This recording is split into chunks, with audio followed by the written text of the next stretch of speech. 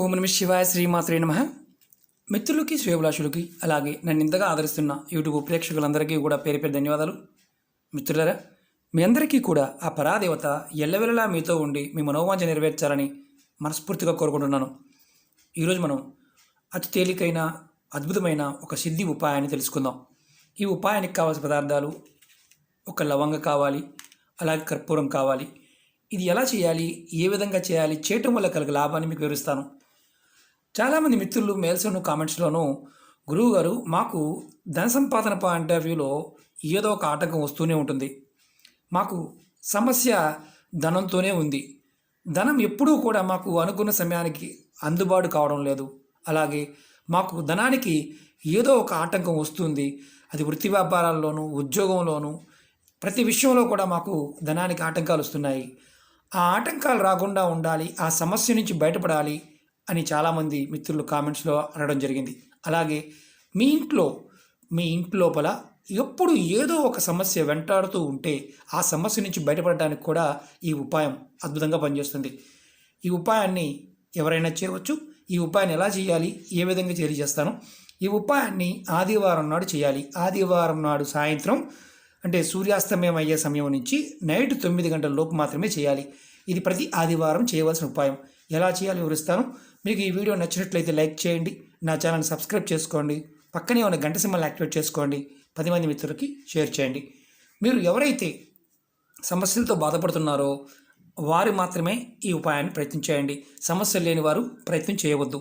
అలాగే ఈ ఉపాయాన్ని సాయంత్రం స్నానం చేసిన తర్వాత ఆడవారైనా మగవారైనా సరే ఇంట్లో నెలసరి ఉన్నప్పుడు, అంటే కుటుంబంలో కుటుంబ సభ్యులకు నెలసరి ఉన్నప్పుడు మాత్రం చేయకూడదు. ఈ ఉపాయాన్ని ప్రతి ఆదివారం సాయంత్రం కుటుంబ సభ్యులు ఎవరైనా నిర్మమాటంగా చేయవచ్చు. ఇది చేస్తున్నప్పుడు గుర్తుంచుకోవాల్సింది విధానము, కోరుకోవాల్సిన విధానాన్ని చెప్తాను. ఆ విధంగా మాత్రమే కోరుకోండి. అంటే మాకు పర్టికులర్గా ఇది ఫలానా అని అడుగుతూ ఉంటాం.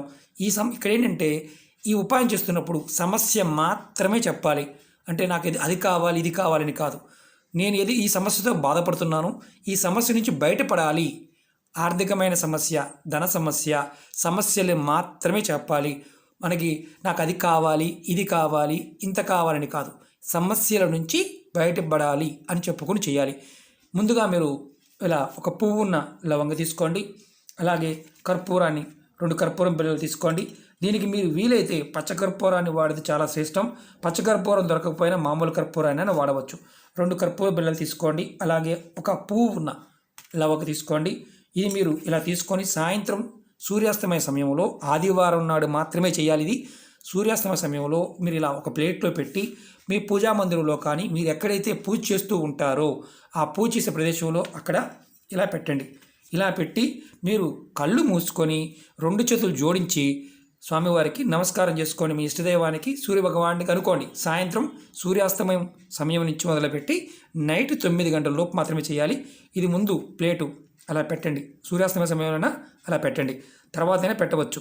పెట్టిన తర్వాత కళ్ళు మూసుకొని 2 చేతులు జోడించి మీకు ఏదైతే సమస్యలు ఉన్నాయో, నాకు ఏ సమస్య అయినా సరే, ఇది సమస్య కోరిక కాదు, మళ్ళీ చెప్తున్నాను కోరిక కాదు, ఈ సమస్య నాకు తీరిపోవాలి, ఈ సమస్య నుంచి నేను బయటపడాలి, నాకు మార్గం కావాలి అని కోరుకోవాలి. మీకు ఈ విధంగా కోరుకోవడం అంటే ఇది చేయటం వల్ల లక్ష్మీదేవి కుబేరుల యొక్క అనుగ్రహం కలుగుతుంది. ధనానికి సంబంధించిన విషయాల నుంచి బయటపడతారు. అంటే ఏదైతే ధన సమస్యలతో బాధపడుతున్నారో వాటి నుంచి బయటపడతారు. మీరు మనసులో బలంగా కోరుకున్న తర్వాత మీ ఈ ప్లేట్ని కుడి చేతితో ఇలా పట్టుకొని ఈ ఎడం చేతి కింద పెట్టండి, కుడి చేతిని ప్లేట్ కింద పెట్టండి.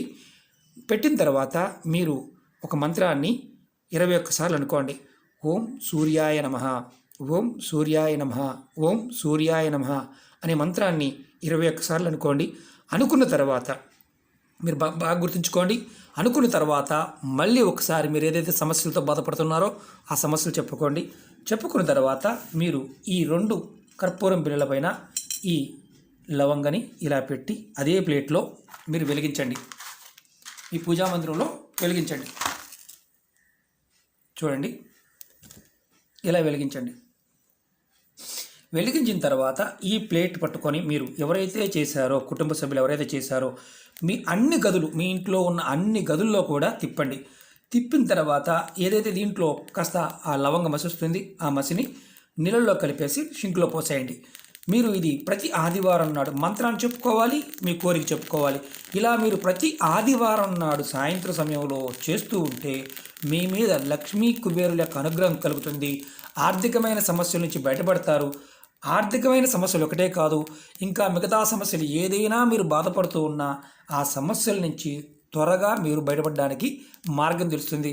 ఒకటి గుర్తుంచుకోండి, మీరు కోరిక కోరుకున్నప్పుడు కళ్ళు మాత్రం మూసి ఉండాలి. మీ చేతులు జోడించి మీరు నివేదన చేయాలి.